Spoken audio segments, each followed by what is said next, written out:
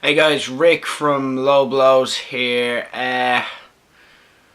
If you've been listening to the podcast, you'll have seen that a couple of weeks ago on the first edition of the show, I lost a quiz to my co-host, Don Marnell, and the forfeit of the quiz was that I would then have to watch in its entirety the full Kennel From Hell match between the Big Bossman and Al Snow from 1999. Formidable punishment for anyone, really. This is what happened. God help me. Al Snow has some of the most underrated theme music in the history of theme music. So simple. I want head right now. I want head. Did you hear that? I would rather head. Well, I'd rather anything than sitting here right now, but head would be particularly nice. Why do I like the Big Bossman? He's done Hell in a Cell with The Undertaker. He's done some awful matches, and yet I like him. When I hear this music, when I see him making his entrance, I actually like him. Why is this? That might change right now. That's why I like that.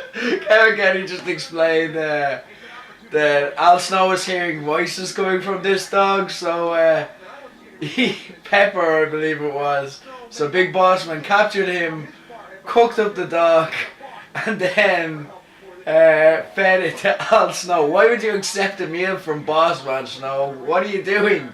I know you're crazy, but you don't need to don't accept a meal from this man. I would if he cooked me food at McDonald's. I'd say no.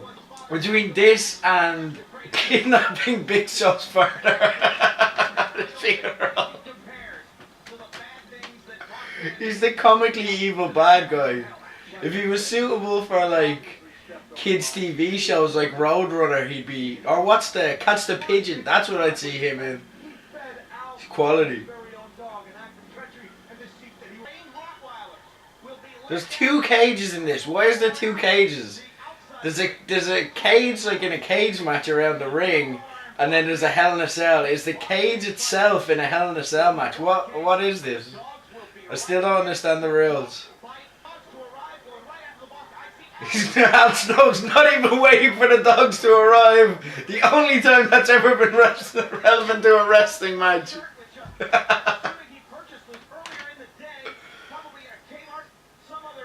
That's the first thing they teach you in wrestling school. You lock up only after the dogs arrive. The dogs are here!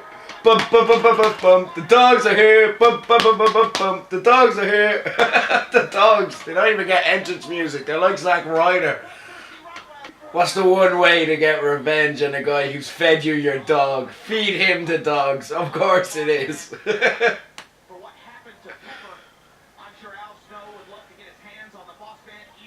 Pepper would have wanted this. They're doing live action commentary of the dogs relieving themselves. I believe the dog has relieved himself. Oh, he shit a brick. The dogs are now barking.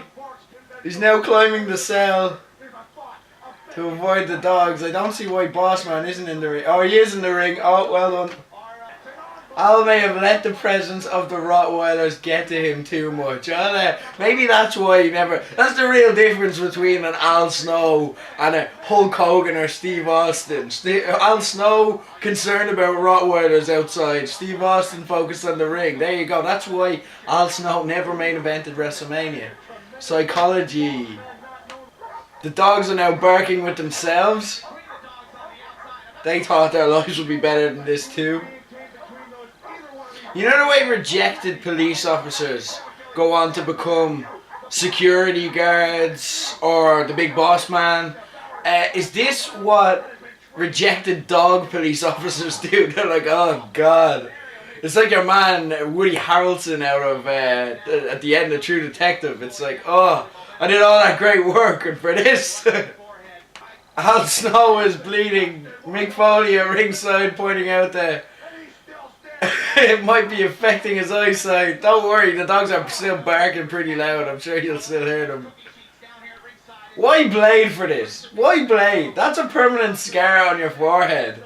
Is this match itself not enough of a scar on your legacy? Why Blade? Bossman appears to be trying to cut his way out of the cell. Come on, Bossman, you can do it. On the other side, WCW awaits. Bossman now bladed. Why, lads? Why?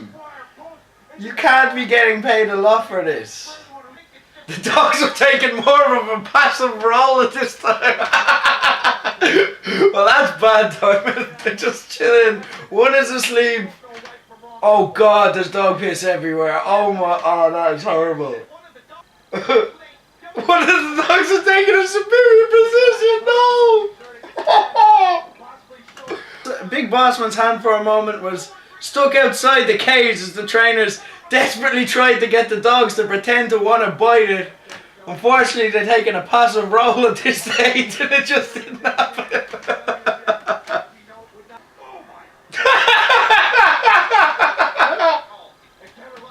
Bossman's just smacking Al Snow with a shovel now. Like literally, not like Triple H does it. It's just, why did I ever have to be associated with you? I main evented with Hogan once.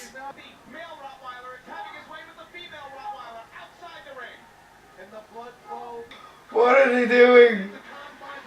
Now, Bossman was climbing up to get away to his freedom hole. Foley and Kevin Kelly are doing obviously funny commentary here, and the one gag is, we're going to take this match seriously, and it works. Both men now climbing opposite sides of the cage, hoping their careers take a similar trajectory as far away from each other as possible. Bossman is out of the cage.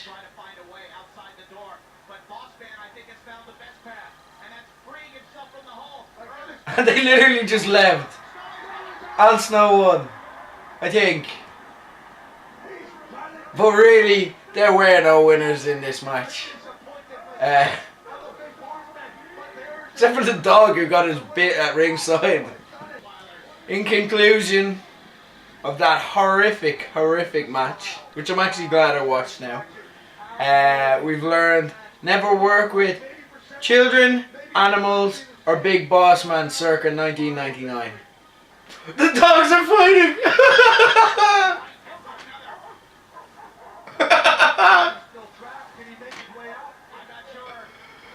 I think one dog argued that Big Bossman was better than this, and he said, no, he's in here with us now. Bossman now running as far away from this point of his career as he possibly can. That was pathetic. The dogs! Oh my God! The dogs are chasing them, and the guy holding fell. Idiot! Oh, that was awful.